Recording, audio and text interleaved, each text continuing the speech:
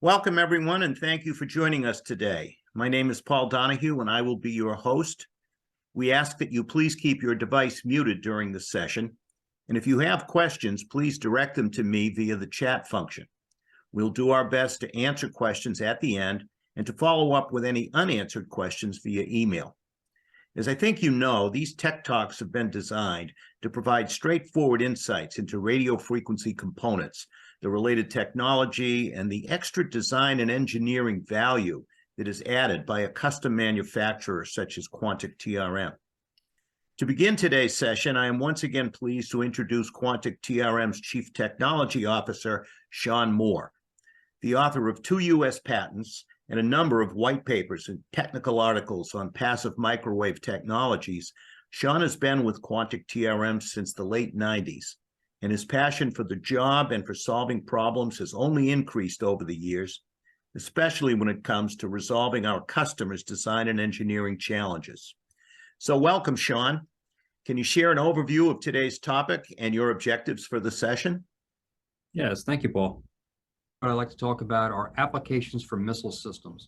So missile systems are a platform that there's actually quite a bit of RF componentry on the missile itself, as well as other ground-based sort of support equipment.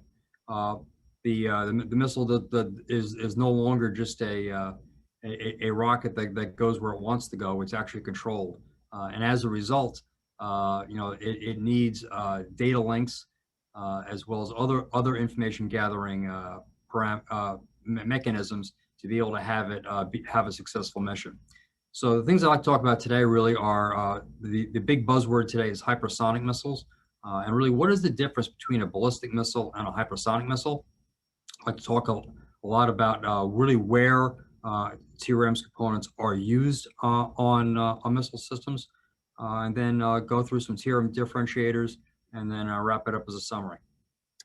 Well, that sounds good, Shaun, and I'm very curious to hear the differences between hypersonic and ballistic trajectory. So maybe that's where we should start. I think it's a great place to start. So this graphic here really shows the missile trajectory of a ballistic missile versus a hypersonic missile. And the green line is the traditional ballistic missile. It goes a very high, very almost like a rainbow sort of an arc across the sky. And as a result, it gets quite high in altitude before it turns itself around and comes back down to the ground. Whereas a hypersonic missile stays much lower in the atmosphere. It doesn't take that parabolic rainbow sort of shape, and pretty much it hugs the curvature of the Earth until it gets very close to its target and then dives down.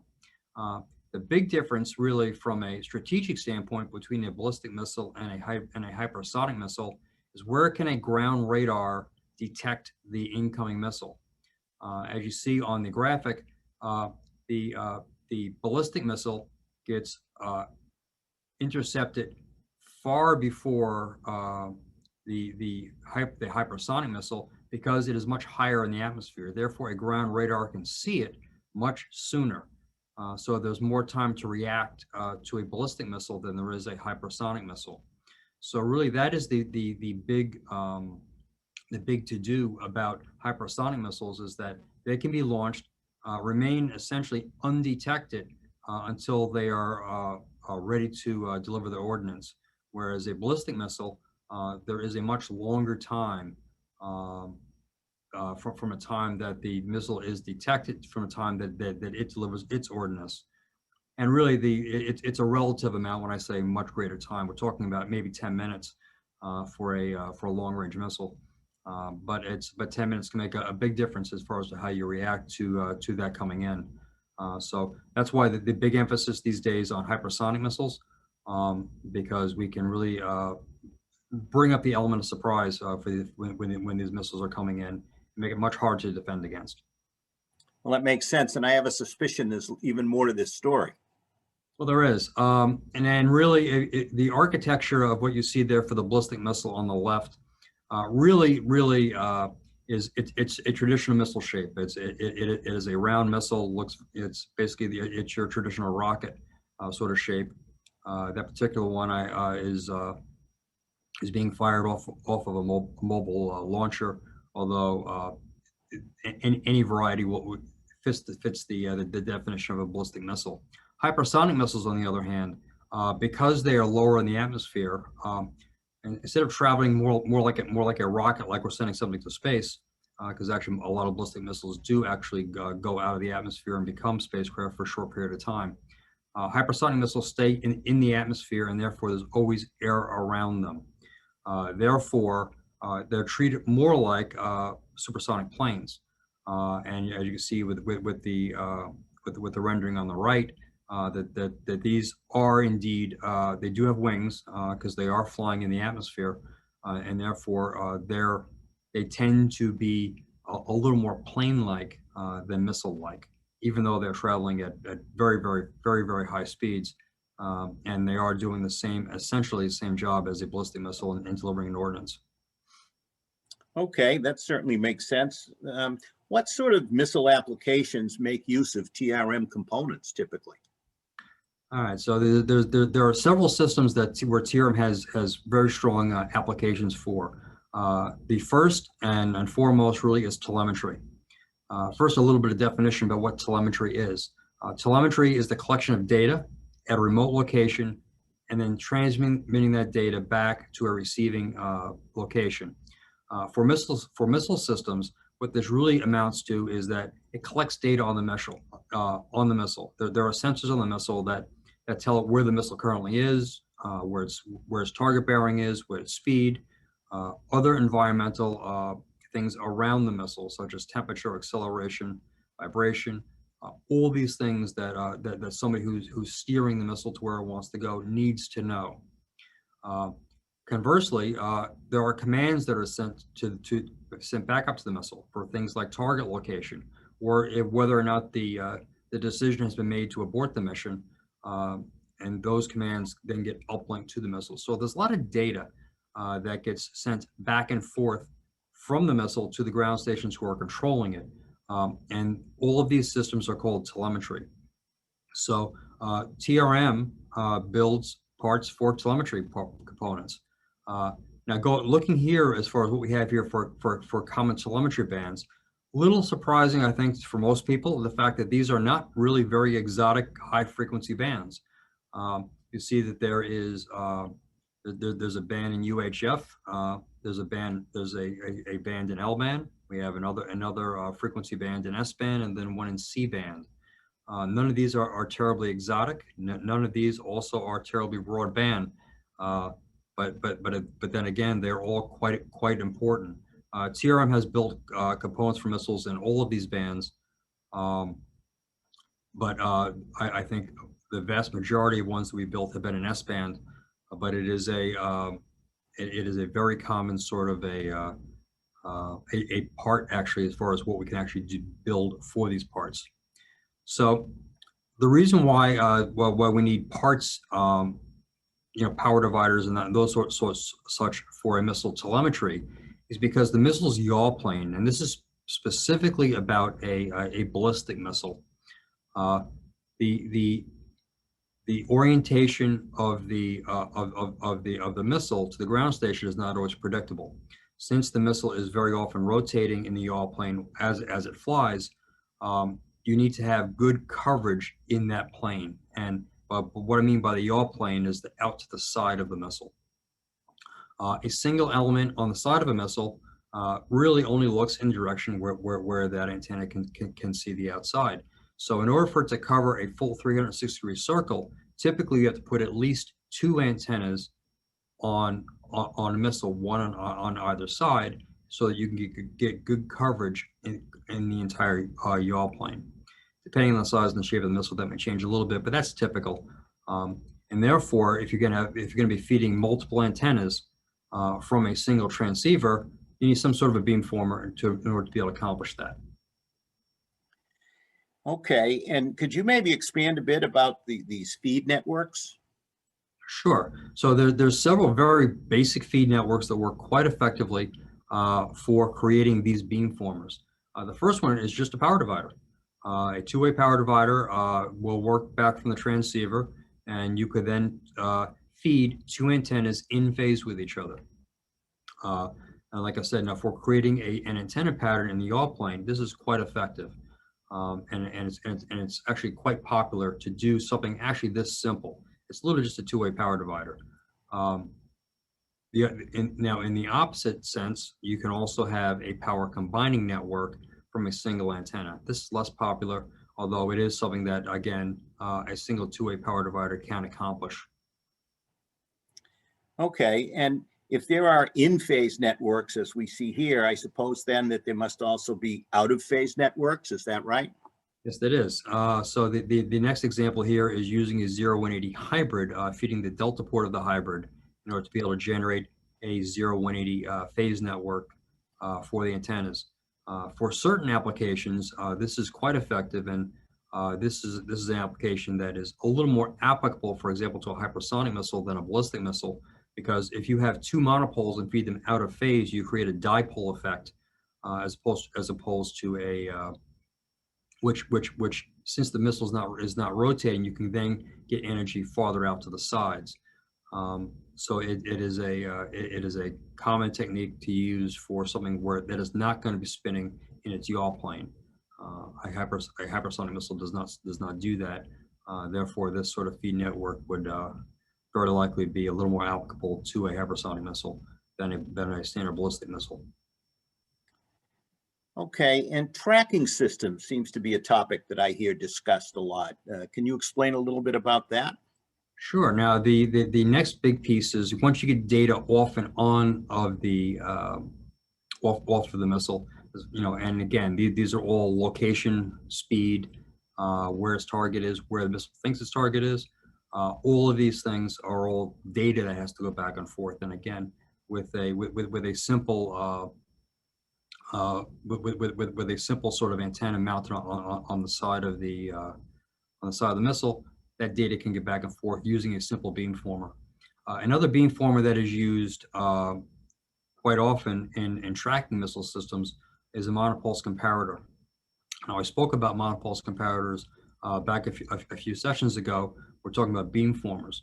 Well, this is a specific type of beamforming network that allows you to lock onto a signal and very accurately determine in the X and Y plane how far off of that signal that you're actually tracking to. And basically, it is a four hybrid network. When connected with a four with an antenna feed that is 2x2, as you can see on the sort of middle bottom of the slide here with the ABCDs in it, that is the element configuration. When you hook that up, you get the antenna pattern shown on the lower left. Now this over here, now the dark blue line shows you the data, and that is, I'll make sure that I get a good signal coming in from the target that I locked on.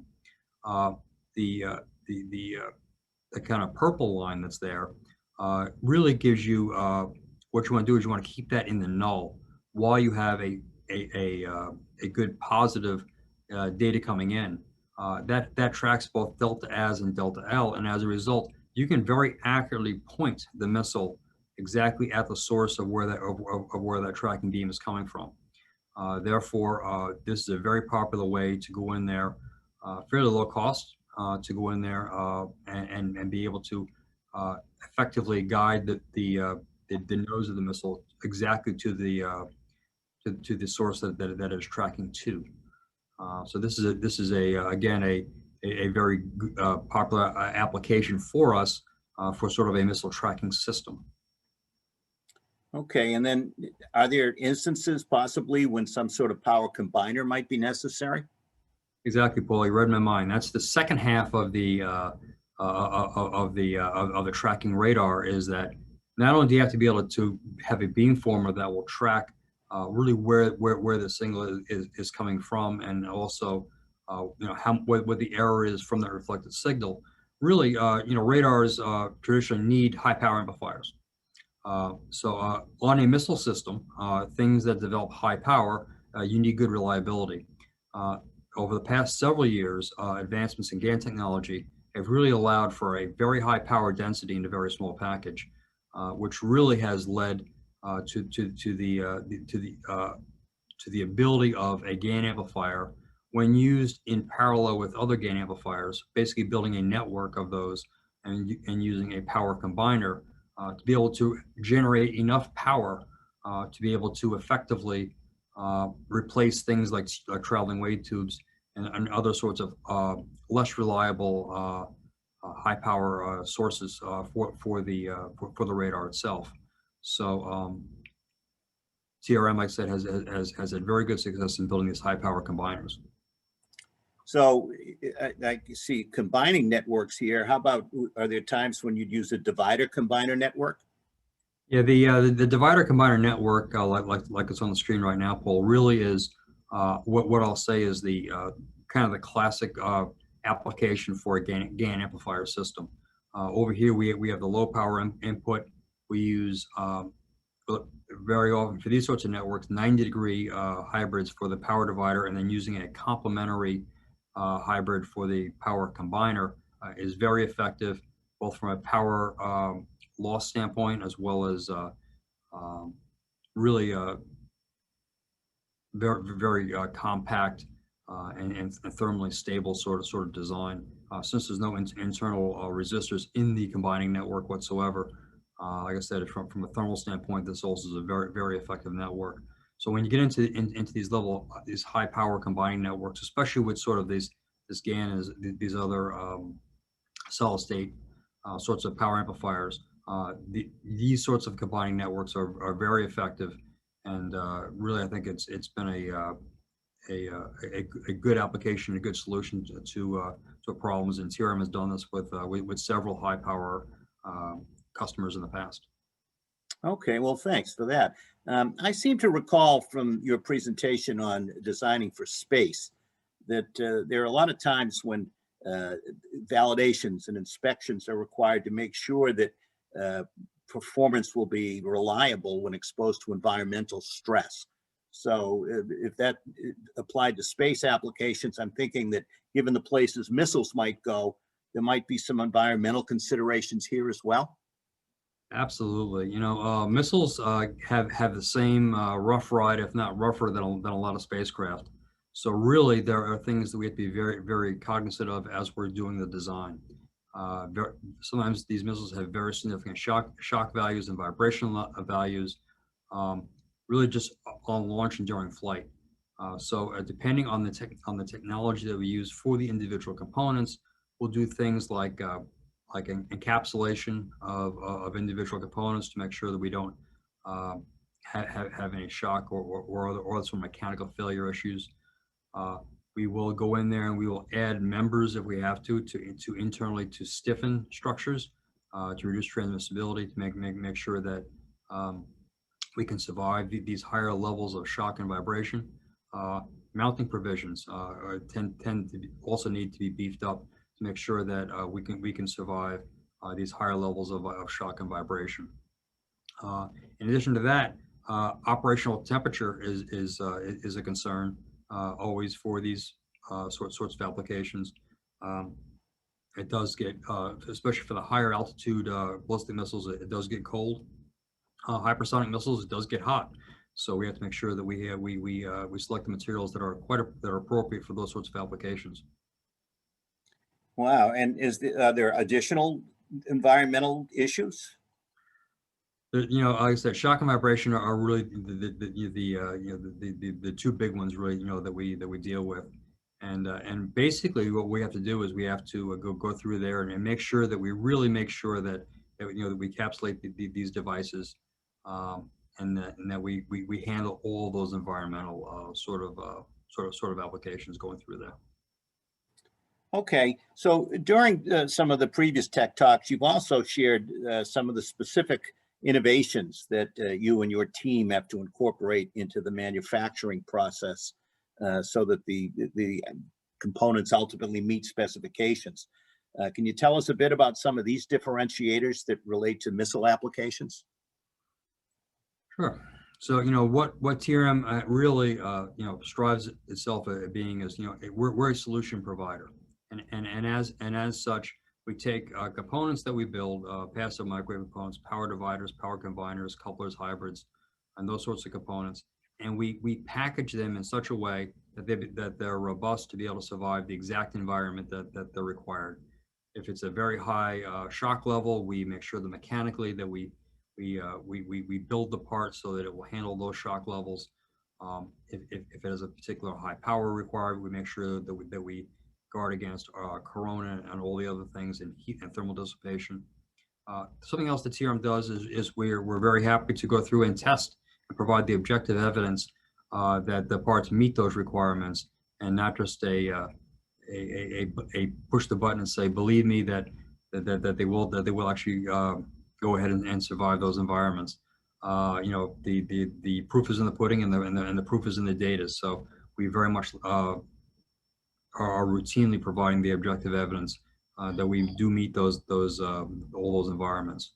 And I think also, which is really important to bring out here, is TRM is on several missile programs, building components like the ones I discussed here today. So we have a very good heritage on missile applications. We understand the environment, and we're happy to go ahead and do some more work there. You know, a couple of times today you've used the phrase solution provider. Are these differentiators really what you would consider the difference between a solution provider versus a component provider? Yeah, absolutely. I think the big difference really is we look at what the customer's needs are, and then we design a solution for that problem, as opposed to listening to what the customer has to say and say, well, gee, I happen to have this part over here that I think will work just fine for you. And I think that's the big differentiator. Something else I think also that that we do differentiate ourselves with by designing parts custom for the exact application is that if there's something subtle going on that may be difficult to put in a spec, by having the conversation with the system engineers, we can understand what those are and make sure that we design to accommodate those things as well. Excellent. As always, Shaun, lots of good information. Maybe you'd like to summarize? Sure. So, there's a wide variety of components that are used on missile systems. A variety of power combiners and power dividers are used for telemetry antenna feeds, as well as 0-180 hybrids. Monopulse tracking and those sorts of hybrid networks, again, are fairly common as building a beamformer for the tracking radar that are on the missile itself. And also, kind of wrapping it up there, high power combiners with the advent of GaN amplifiers. We need to generate a high power source for those tracking radars, and TRM is ready, willing, and able to design high power combiners for those applications. And what I will say is that for each example I just listed, TRM has missile heritage for all of those. Excellent. Well, thank you. I think we do have time for at least one question, and we do have one here, and it's piqued my interest. What is the most frequently used or popular missile application that TRM has had to date? Believe it or not, Paul, it's a simple two-way power divider. I will say, we support quite a few missile systems, and one of the parts that we almost always end up seeing for virtually every system that we do, in addition to other components, is a simple two-way power divider, usually at S-band as part of the telemetry, in that telemetry band. Although the L-band two-way power divider comes in right behind it as far as quantity goes, but most of them, believe it or not, are just a simple two-way S-band power divider. Okay, I think that we will, in the sake of time, save the rest of the questions to be responded to via email. We want to thank you all again for coming. You can see that if you have a question that you would like to pose after the session, you're welcome to call the TRM Engineering Hotline, 888-677-6877. And you can see the conclusions that we've drawn here on the screen. If you are a customer, we would love to hear from you, and there are no charges or costs associated with calling the hotline. If you are a field sales representative, you know that you can call us as well at any time. You can also submit questions through the rep portal, or you can work through your CAM. And the next Tech Talk is scheduled for Tuesday, July 20th at 11 a.m. Eastern. You can register as of today, And the title or the topic will be Application Engineering Process. Shaun, as always, thank you. Yeah, thank you, Paul.